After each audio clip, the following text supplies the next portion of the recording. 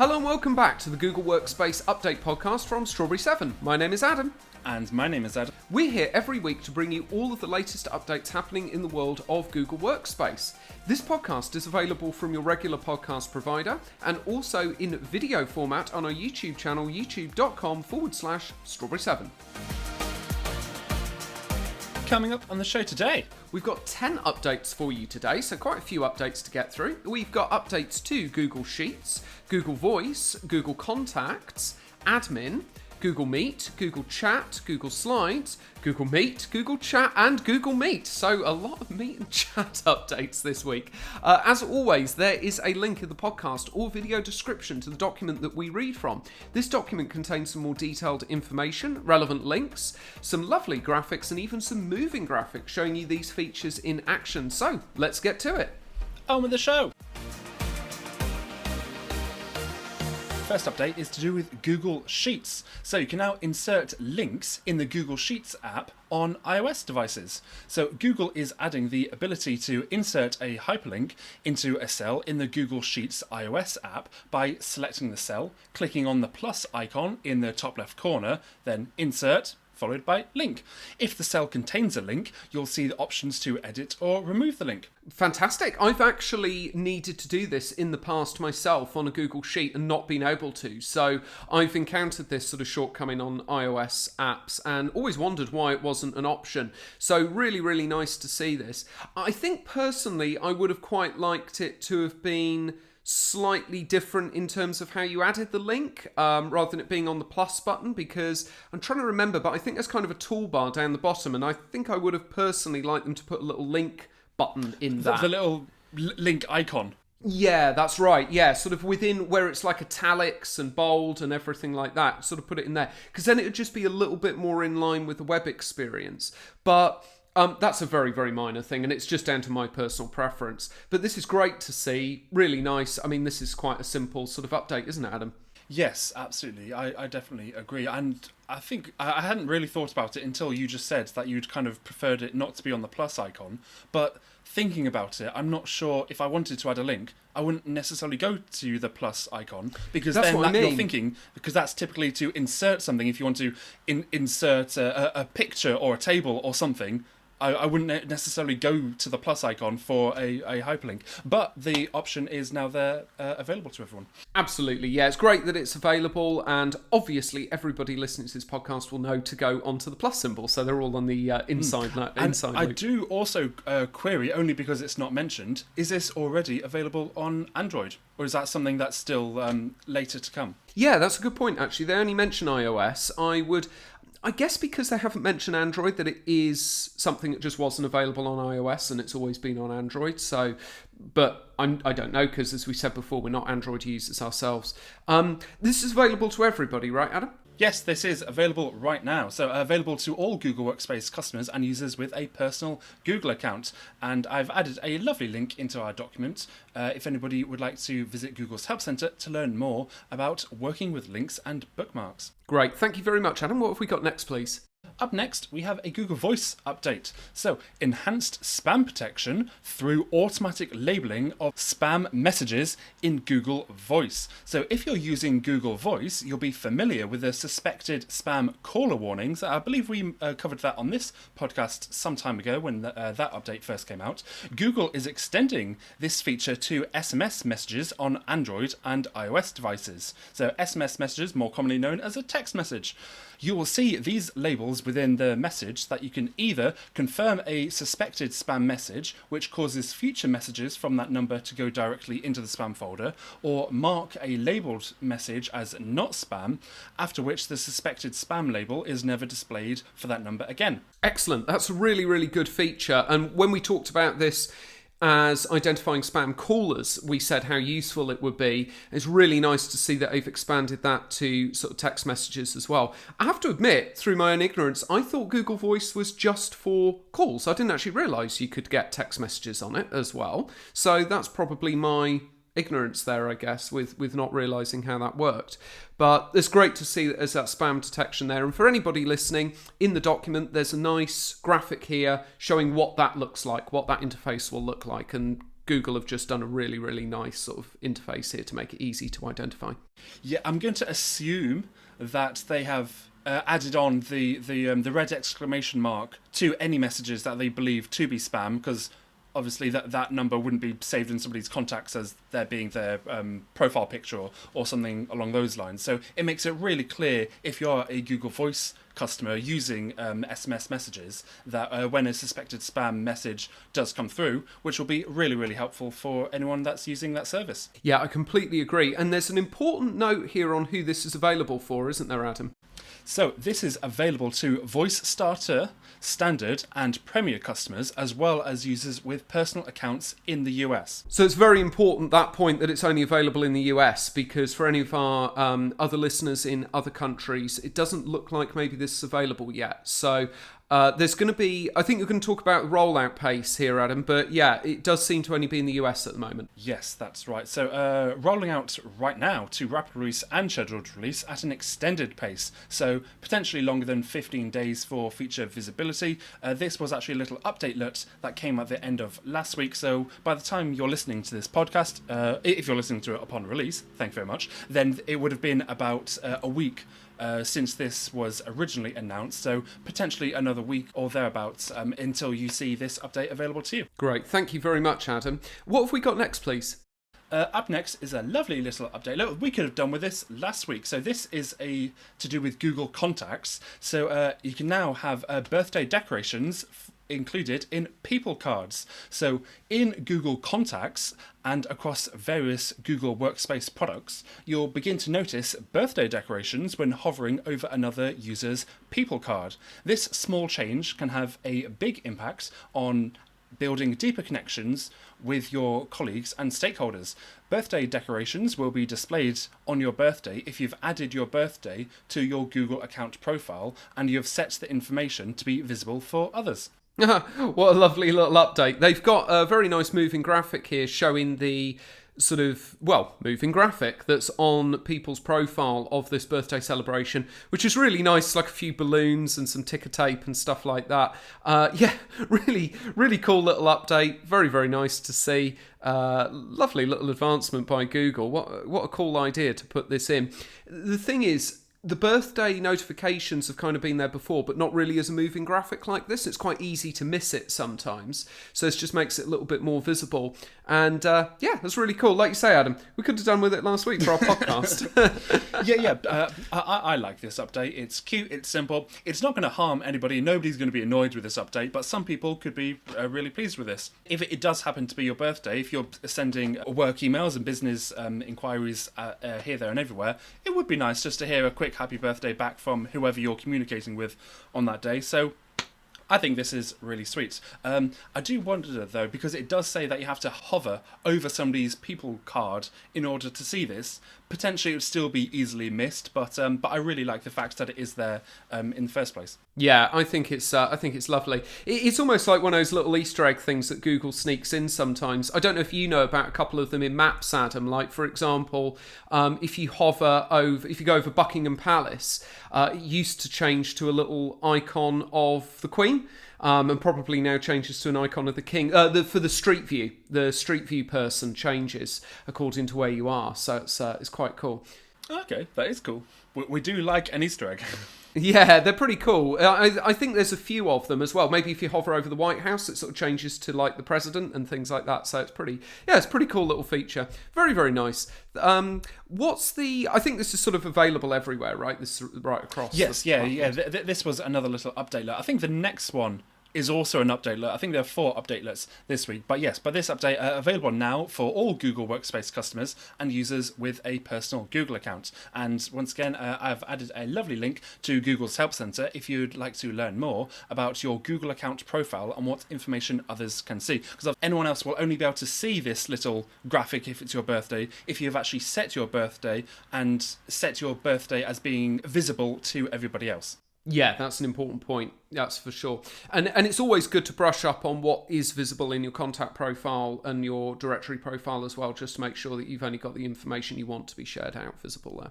Thank you, Adam. What's up next, please? Up next, we have an admin update. So when using Directory Sync, you can now place users from the Azure Active Directory or Active Directory to a specific organizational unit on the Google Workspace side. To do so, you'll need to add an organizational unit as an attribute in your external directory. This makes it easier to sync users who will be mapped to different organizational units on the Google Workspace side.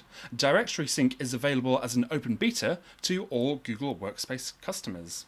This is really nice. I mean, we talked about Directory Sync before on the podcast and how useful it was to be able to, sync that information across, and potentially how much easier that would make things for admins. And it's really nice to see here that you can actually now separate that off into specific OUs, because again, that's just really enhancing the usefulness of that to admins, to be able to separate those users off depending on where you're syncing them from, what type of users they are, and things like that.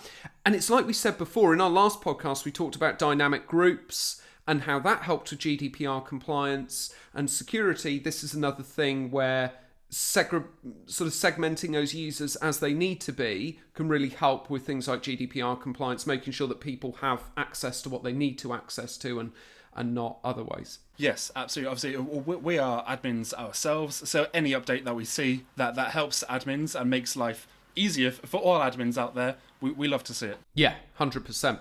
Thank you, Adam. I think you said, didn't you, that the Directory Sync itself is available in beta, so obviously you have to have Directory Sync in order to be using this, and that's in beta for all Google Workspace customers. And I can see you've added a link in there about doing that as well, so thank you very much for adding that in as well for all our listeners.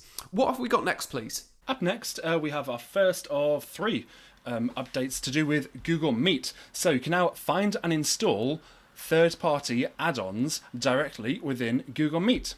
So you can now find, install and use third-party applications all without having to leave Google Meet. At the top of the activities panel, you'll see a featured add-ons category, and from here it takes 2 clicks to install and begin using apps such as Confluence, Figma, Lucid Spark, Micro, Poly, Read.ai in your meetings. You can use the Get Add-ons button to open the Google Workspace Marketplace to browse additional add-ons for Meet. Note that in some cases, admins may have pre-installed add-ons for you or have turned off access to certain add-ons. Whether you're leveraging the whiteboarding capabilities of Micro or Lucid Spark or using Figma to explore design possibilities in real time, you can do it all within Google Meet without switching tabs or opening additional applications. Further, since these add-ons open directly in Meet, you can share your screen with all participants, even those that don't have the add-ons on an unsupported platform. Wow, this is really, really cool. I mean, this is kind of along the lines of the add-ons that we saw come across to Google Chat. So really, really nice to see these come across to Google Meet. And I think this is just going to be so useful for those companies that are using those third-party applications, like some of the ones you've mentioned there, Adam, because as it shows in the graphic here that's on the document, they're just embedded within the Meet. So you're not having to share your screen, switch to a tab, etc., etc. You're kind of using it all within Google Meet, and it's just another thing that's removing a barrier, removing a friction point for those users. I think this is really, really nice, and I think there'll be a lot of advancements to people integrating to Google Meet to be able to have this feature directly in within Google Meet. Yes, absolutely. So looking at the graphic that I've included in our document, then the first thing that it makes me think of is Jamboard. And so then this would be a bit like, instead of having to do a presentation to share your screen within your Google Meet and then go and find your Jamboard and share your Jamboard tab or your window or anything else along those lines, you can now just do it all directly within Google Meet. So that's definitely going to make things much easier for anybody that's hosting those meetings. Yeah, I think this is fantastic. What a really, really lovely update. And I'd encourage anybody who's using kind of those third-party applications maybe to go and see if they do integrate through Google Meet. Now, you've got a bit about getting started here. And I imagine from what you said earlier about the fact that there is an admin control around here, there's going to be some getting started for admins, right? Yes. So to get started for the admins, so you can visit Google's Help Center if you'd like to learn more about managing marketplace apps in your allow list or installing marketplace apps in your domain. For the end users, you can also visit Google's Help Center if you'd like to learn more about using add-ons within Google Meet. Great. And what's the rollout pace and availability here, please? So rapid release is available right now, so that's great. Scheduled release, there is a gradual rollout, so potentially up to 15 days for feature visibility, which started on September the 18th. Oh, that's great. And that's available to everybody, right? Yes, this update is available to all Google Workspace customers. Oh, wow. That's really, really cool. I would have thought they would have put that on some paid tiers, so really nice to see it as available to everybody. I tell you the other thing that I really like about this as well, like it said, if you're sharing it out, the other person doesn't necessarily have to have the add-on to be able to see what you're sharing out in the Meet. So that's kind of why I'm thinking that it is available to everybody, because if it didn't work that way, then potentially there'd be a few complications. Because then, if you had to be on a paid tier to use it, then you'd still be accessing it even though you're not on one of those tiers. So I think that's probably why they've just made it available to everybody. What they may not have available to everybody, actually possibly, I was going to say the marketplace, where you can actually go and install these various apps and things anyway. But this update is available to everybody. Yeah. I think you're probably right as to why they've done that way. Lovely. Thank you, Adam. Well, what have we got next, please? Up next, we have a Google Chat update. So, this is a really good update, actually. So you can now add groups into spaces in Google Chat. So in continuing Google's efforts to improve spaces in Google Chat, Google are introducing the ability for space managers and users with the permission to manage members to add Google groups to a space. With this update, the group members are automatically added to a space, and any changes to the group's membership, such as adding or removing members, are also automatically reflected in that space. This feature adds a Google group to a space and continuously syncs memberships from groups to chat, making membership management, especially adding or removing a large number of members, much easier. Well, this is just a godsend for anybody managing large-scale spaces in Google Chat. What a fantastic update. Anything like this, I absolutely love, where you can do things like add groups in, and then it keeps the membership in sync depending on that group membership. Do you remember when Google did this for Google Drive, and it was just like an absolute revelation? Like suddenly... Yes, yeah. Yeah, suddenly you could add whole groups to folders and share it out to a group rather than having to share it to individual users. It made it so much easier for Cut education. our admin load in half. Yeah, definitely. And this will as well. So, because I've got some schools that are using Google Chat, and at the moment, the different spaces, you have to add everybody individually, or then have to go and speak with HR, find out which members of staff are new, who has anybody left, things like that, to then keep the chat space up to date. Now, because we do have a group just called staff, and there'll be one for teachers, SLT, things like that. Now we can just share it directly to the group, and any changes that reflect to the group would automatically appear within Google Chat. So, love this update. Yeah. I mean, I can't add any more really, other than to say, in addition to what you've said as well, it just, again, helps with that GDPR compliance, right? It just helps reduce the risk of any kind of data breach or anything like anybody who shouldn't be seeing something, seeing it and it going out to the wrong person. So, yeah, what a fantastic update from Google here. I think you've got some additional details about getting started as well, Adam. Yes, so memberships are updated from groups to chat, which means changes to the space membership will not be reflected in the group members list. Some groups and their members may not be visible to all members in the space, as group member visibility in spaces will respect the group's member visibility settings set in Google Groups. Group members can be promoted to space managers, and you can visit Google's Help Center if you'd like to learn more about making someone a space manager.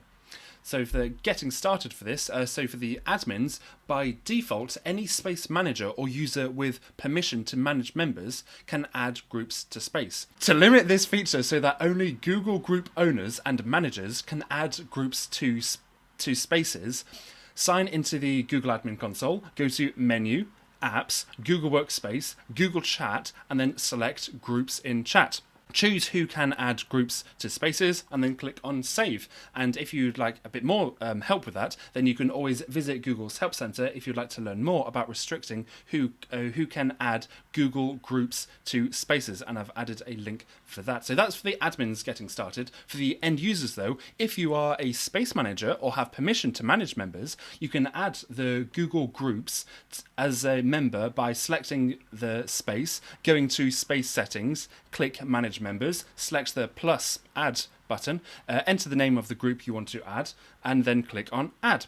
If you are unable to add a group to a space, it is likely that your admin has restricted the ability to add to the group owners and managers, and you can reach out to the Google Group owner and managers to add the group. Google Groups can be added when creating a new space, and again, you can always visit Google's Help Center if you'd like to learn more about creating spaces.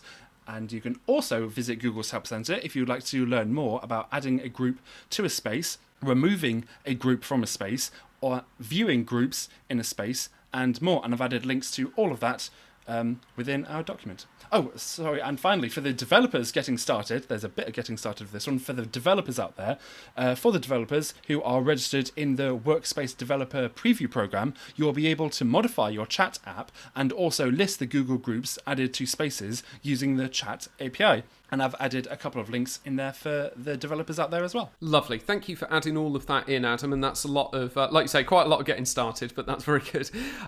What's the rollout pace and availability here, please? Okay, rollout for the admin controls, rapid release and scheduled release. There is a gradual rollout, which started on September the 18th. To add groups to spaces, rapid release, there is also a gradual rollout, which is starting on October the 17th, so a little wait for that one. And scheduled release, again, there's a gradual rollout, which is starting on November the 1st. And this update is going to be available to all domain-verified Google Workspace customers.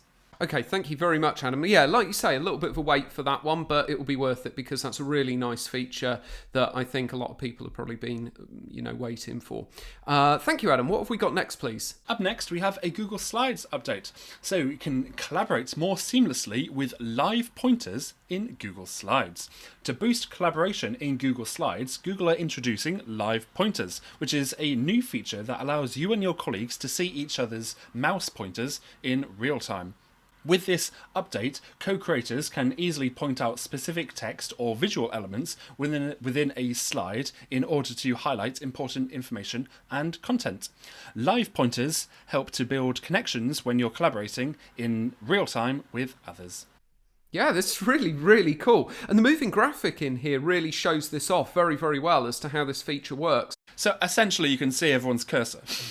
Yeah, that's right. And I think there's a really nice feature where there's like a little button that you can just click to turn this on and off. And like I say, the moving graphic shows this really, really nicely where you click that button and then the cursor sort of point up with the names just underneath. And they're all different colours as well to make them a little bit easier to see. This is a lovely, lovely update and just showing off what Google collaboration tools can really, really do in order to help people in these virtual environments act closer to being in the same room, and being with each other.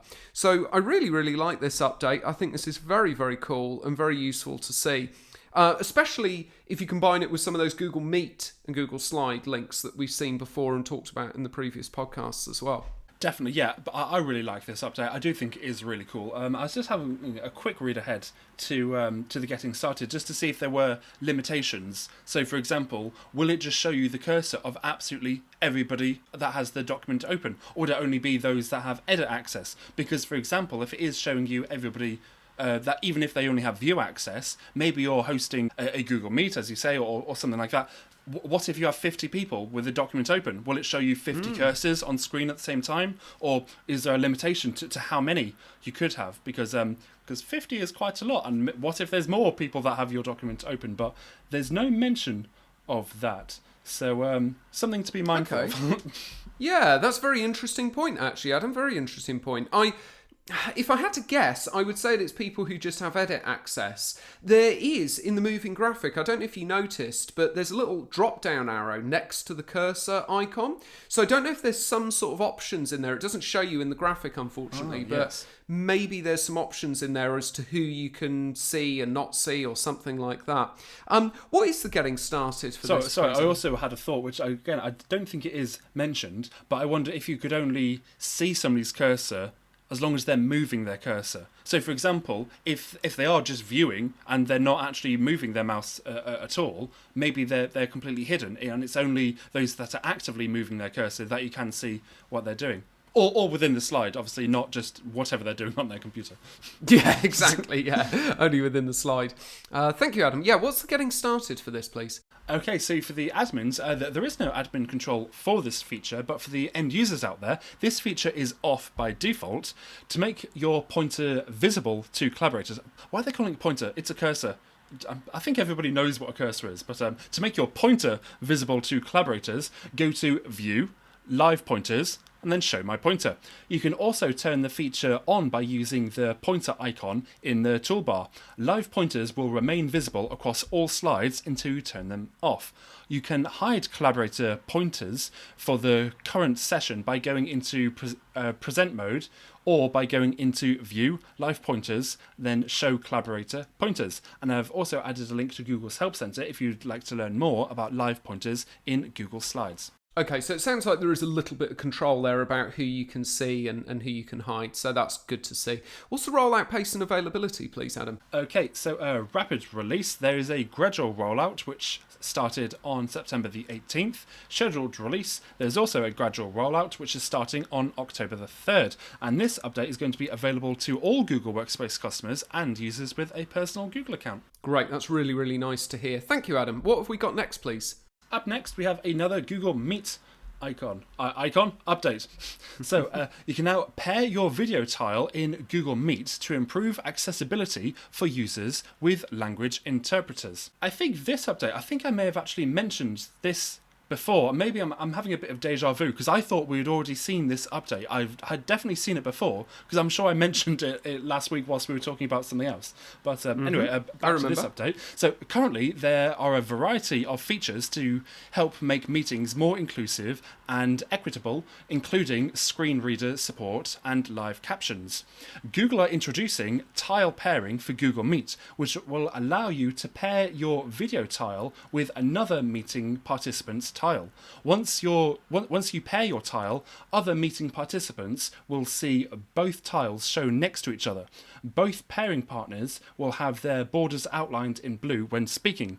Tile pairing will be indicated in the meeting captions as well. Tile pairing can help make meetings more accessible, specifically in situations where you want to ensure a sign language or other language interpreter is visible during the meetings. You can also use this feature to pair speaking duos or presenters with co-presenters for a more dynamic presenting experience.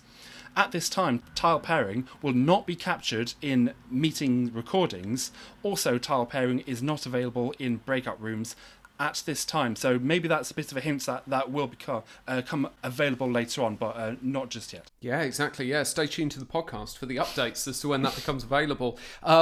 Great update. Really, really nice update. Something that we've never encountered ourselves or never had requirement for ourselves, but this is just so fantastic to see, and I can imagine some situations where this would be super useful. The example that I've given in the moving graphic here sort of looks like somebody who's signing. And that's a perfect example of when you would use something like this, because I'm not hearing impaired myself, but I just thinking, putting it out there, I wonder if anybody that is hearing impaired, they're almost hesitant to join online meetings because it's difficult. Maybe they wouldn't necessarily want to turn their volume up to 5,000% because of the environment that they're in, or maybe that's just not an option for them anyway. So something like this, that does make it a lot more inclusive for them, and so they wouldn't also have to rely on the live captions all the time, so they don't have to concentrate on reading everything that's going on instead of also being able to see everything that's going on as well. So any updates like this that just make things a lot more inclusive and more accessible for everybody,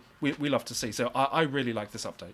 Yeah, I think it's just so useful, and it's just not something that I would have necessarily thought of because I haven't encountered it. So really nice to see that Google's obviously either thinking about it or listening to user feedback of having this. And it's so easy to use as well. Again, in the moving graphic, they just show how easy it is to just click on those dots and select somebody as a pairing. Not to steal your thunder on getting started there, Adam. But yeah, very, very nice to see. And I do remember you talking about this in the podcast previously, Adam, because I think we were talking about something to do with sort of transcripts, and you were saying about keeping people on the screen and things like that were signing. Real shame that it's not in recording yet. And Google does seem to, for some reason, be struggling with a recording system. Again, we've talked about it in the podcast before, being able to record and kind of choose how you want the video to be displayed in recording. It's just, you either have each person on full screen or nothing. It's like that's the only option when you're recording. Yeah, essentially press record and hope whatever Google spits out works for you, pretty much. So yeah, because I was actually thinking, again, neither of us have any hearing impairments or would use this update in the example given. However, for the purposes of recording our podcast, it could be cool to have both of our video tiles captured within the recording. I think that would be a cool thing, and I'm sure other people that are using Google as well, almost regardless of what their own requirements are, I think it's a cool update. So I would have liked to have seen that included as well, but it looks like it's not at this time. Maybe that's something that will come later on. Who knows? If you're listening, Google, please do that. Yeah, that would be great if Google could sort that out with being able to record. Or just choose how you're recording your streams would be really, really nice. But this update, really fantastic. Really like to see this. Google done a fantastic job bringing this out. What's the getting started here, Adam? Okay, so for the admins out there, this feature will be on by default and can be turned off at the OU level. If you would like some more help with this, you can visit Google's Help Center to learn more about managing Meet sessions and accessibility in Google Meet, and there's links in our document for that. For the end users out there, again, you can visit Google's Help Center if you'd like to learn more about pairing tiles in Google Meet and accessibility in Google Meet. But if this has been enabled by your admin, tile pairing will be available for all users. Find the user you would like to pair with in the participant list, click on the three-dot menu and send a pairing request. You will receive a notification with a choice to accept or decline the pairing. So that's also really good, that you do actually have to request that you're happy to have your tile stuck next to somebody else, because presumably, yes, definitely, in fact, because everybody within the meet would always see your two tiles together, and if you don't want to have your tile stuck to next to somebody, then you can always decline the request. So I think that is good that they do have that you do actually have to accept that. Yeah, I think that's a good feature that they've put in there. And I've thought of another example where this would be really nice as well, actually, is if you're on a meeting with a co-host and you could kind of put the two co-hosts with each other, which would be really, really cool. So, yeah, lovely feature. What's the rollout pace and availability, please, Adam? Okay, so rollout pace. Rapid release, there is a gradual rollout for this update, which started on September the 18th. Scheduled release, full rollout, so only 1 to 3 days for feature visibility, which is starting on October the 2nd. And this update will be available to all Google Workspace customers and users with a personal Google account. So we love to see that, especially to be honest, any accessibility update should just be available to everybody right across the board. So and this one is, so love to see it. Yeah, I agree with you on that, Adam. A lot of these updates have been across to all of the Google users, so very nice to see. What have we got next? Yeah, what have we got next, please? Up next, we have another Google Chat update. So you can now differentiate messages better with additional modernizations in Google Chat. So earlier this year, Google announced a modernized Google Chat based on Google's Material Design 3 that included updates to the font, colors, layouts, panel sizing, and more. Building upon this, Google is introducing message bubbles to enable users to more easily differentiate incoming versus outgoing messages in the chat message stream. Currently, all messages in chat are aligned the same regardless of the sender and displayed without any visual containers that separate messages into clear groups. With this update, each incoming message will have an independent message bubble aligned to one side with a solid colour background, and also each outgoing message will have an independent message bubble aligned to the other side with a different colour background. Okay, so the short version of this update is they've made Google Chat look like basically every other messaging platform out there. They've made it look like iMessage, WhatsApp, where your messages are on one side, everyone else's messages are on the other. Yes, yeah, I definitely didn't struggle with this, but I know many people out there, and to be honest, I kind of am one as well, where I like a clear visual of what's going on. So not that I necessarily struggled before, but just to have a nice clear visual. They've added some pretty colours, and who doesn't like pretty colours?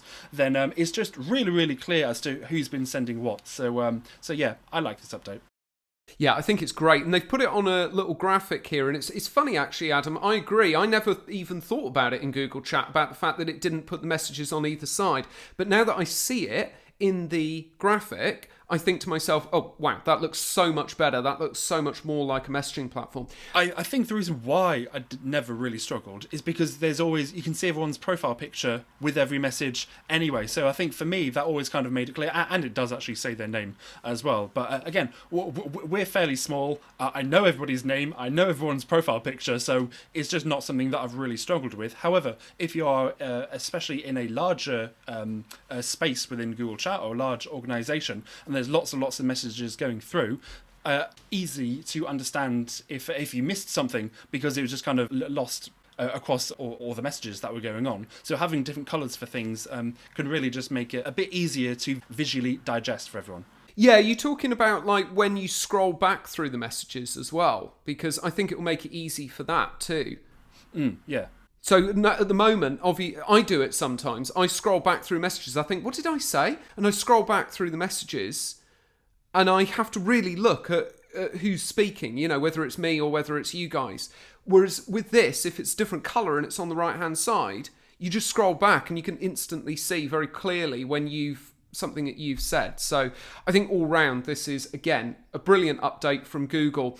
The other thing I was going to say as well is if Google, and I think Google have probably accepted this, if Google want people to take up Google Chat and use Google Chat instead of things like WhatsApp and iMessage and things like that, they've got to make it work and function like those apps. Don't reinvent the wheel. You don't need to go, oh, we're going to make it work totally differently. Just make it work similarly, because let's face it, everybody loves using iMessage and WhatsApp. Nobody Who on earth have you ever heard say, oh my God, I can't use WhatsApp. It's so complicated and difficult to understand. I'll only message you on Skype. Yeah, exactly. It's just... Nobody says that. Like, yeah, said no one ever, right? It's like these apps are really clear. They're really easy to use and really easy to follow. And so I think Google making it work more like every other messaging app is a really good step forward. If you want the crowds to follow you, give the crowd what they want. Yeah, absolutely. And something that they're familiar with, because everybody likes comfort. Yes, by all means, make your platform, but you need to give everybody a bit of familiarity first, because then if they start off comfortable, then that is definitely the easier way to make everybody join in. Yeah, I agree. And the thing is, as well, is like Google Chat has its own set of cool stuff that makes it unique. You can't just instantly send somebody a Google Meet request on WhatsApp.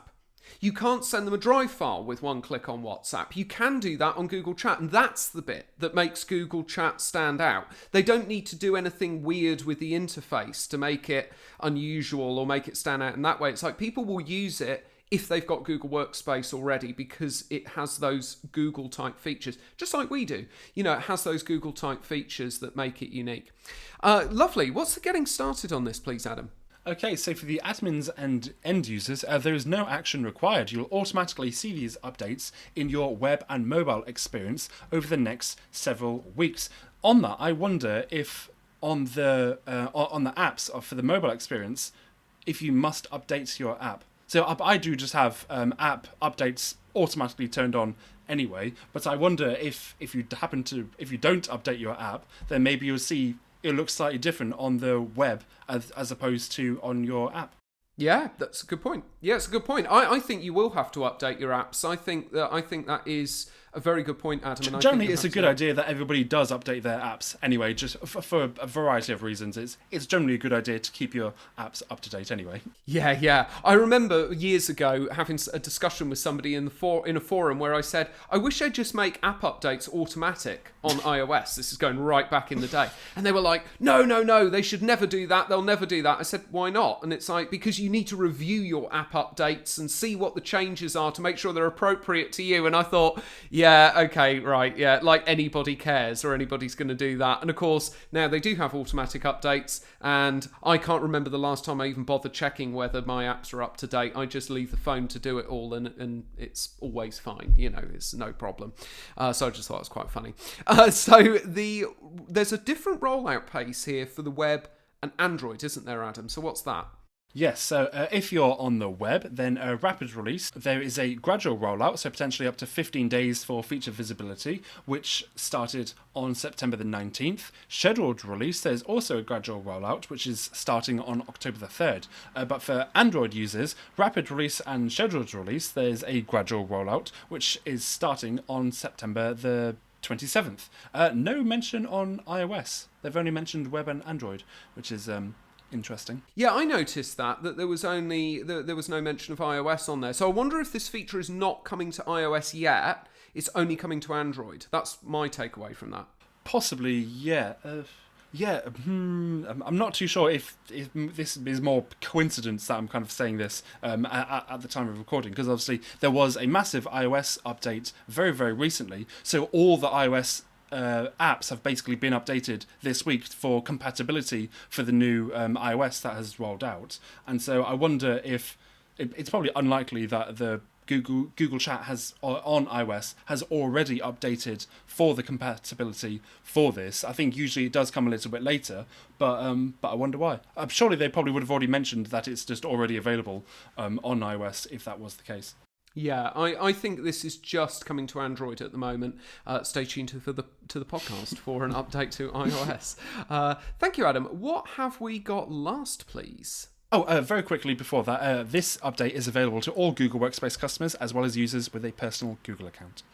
Oh, yes. Sorry, Adam, I missed that. Yeah. Right. Finally, from us this week, we have another Google Meet update. So you can now turn Q&As on or off for Google Meet live stream viewers. So earlier this year, Google announced that meeting hosts can now enable Q&A and poll features, which previously were only offered in traditional Meet meetings. Meeting hosts can now turn Q&A on or off for live streams. Google has also increased the limit of questions per meeting or live stream from 200 to 500. Bless the admin in your little meeting if you have to go through and proofread all 500 questions before they come through. But yeah, that is they've also done that. That's cool. I mean, this is this is almost an update, isn't it? But this is very nice that you can turn this on for live streams. It's very important, I think, to have that control when you're in those meetings, to be able to turn it on and turn it off when you're wanting it on and off, because otherwise it can just go a bit bananas, especially if you're on your own in the meeting. I mean, hopefully you wouldn't be on your own if you've got a live stream of 500 people, but if you're on your own in the meeting, it can be difficult to field those questions and keep on top of it and everything else. So being able to turn it on or off, maybe turn it off when you're speaking, for example, and then turn it on when you go to Q&A is really, really useful. Absolutely. So again, my ignorance, I just kind of assumed that was the way that it worked already. I didn't realise that it's either Q&A is either on for the meeting or it's off for the meeting. I didn't realise that this kind of implies that previously you could not turn it on and off on the fly, even as you like. If I was the person hosting the meeting, you'd save the Q&A for the end. You want to get your meeting out of the way, and like now we're open for Q&A if anyone has any questions. But I guess it didn't work that way. Or think about it. So I'm rambling. But thinking about it, maybe... Rambling you, Adam? Never! People just post their questions throughout the meeting or throughout whatever's going on, and then they're discussed at the end. I think that was probably how it worked. Yeah, again, it's not something that we've ever done, but I think that's probably how it worked. Regardless, I would want this control if I was in a meeting to be able to just turn it on or off when I wanted. So I think this is really, really nice to see. It's also nice to see that Google haven't done their normal thing of saying, we've increased the limit from 200 to 80,000. In order to go a bit bananas, don't they, with their limit increases. So 200 to 500 is a realistic kind of jump there. So that's nice to see. What's the getting started for this, please, Adam? Okay, so for the admins, there is no admin control for this feature. For the end users, if you'd like to learn more about using polls and Q&As in Google Meet, you can visit Google's Help Center, and I've added a link in our document for that. Lovely. And what's the rollout pace and availability here, please? So rapid release and scheduled release, there is a gradual rollout which started on September the 19th, and this update is going to be available to Google Workspace Enterprise Essentials Plus, Enterprise Starter, Enterprise Plus, Enterprise Standard, Education Plus, and the Teaching and Learning Upgrade customers. I think this is the first update this week that's not just available to everyone, actually. Yeah, I think you're right. I think that is the first update we've had. Oh, Google Voice. That would have only applied to Google Voice customers. Yeah. Well, Google Voice, obviously. Yeah. No, I think you're right. But again, nice to see the inclusion of education here, where we've got Education Plus and Teaching and Learning Upgrade. But, it is quite high. I mean, enterprise and things like that, maybe they're thinking that only businesses and education at that level will want to do these big live streams and do Q&As. Yeah, so I did just want to emphasise again, so this is all to do with live streaming, not just your traditional Google Meet meeting. Yeah, you're quite right, Adam, absolutely. And I think that schools would use this feature, or where I would use this feature as a school, is if I was doing kind of a virtual open evening. I think they're more in-person open evenings now and open days, but if they were doing a virtual element, this would be a nice place to have a Q&A feature. Yeah, definitely. So over here in England, term just started a couple of weeks ago for us, and so across all the schools that I support, they've all been doing a Meet the Teacher meeting, which I think they pretty much have all been in person, but that could be a good example of where you could use something like this within education. So then you have your meeting of Meet the Teacher, and if any of the parents had any questions, then they could post those. Yeah, exactly. That's it. Yeah, and that's another great example, Adam. Fantastic. So yeah, really, really nice updates from Google this week. I really like all of those, and I think you do as well, Adam, and hopefully the listeners do as well. Please, if you do like all of these updates, please, we'd love to hear from you. Well, that's it, everybody. That is everything you need to know about all the latest updates happening in the world of Google Workspace. Remember that this podcast is available in audio format from wherever you get your podcasts, and also in video format on our YouTube channel, youtube.com/Strawberry7. Thank you very much for joining us this week. And we'll be back again next week with more updates. Goodbye. Bye.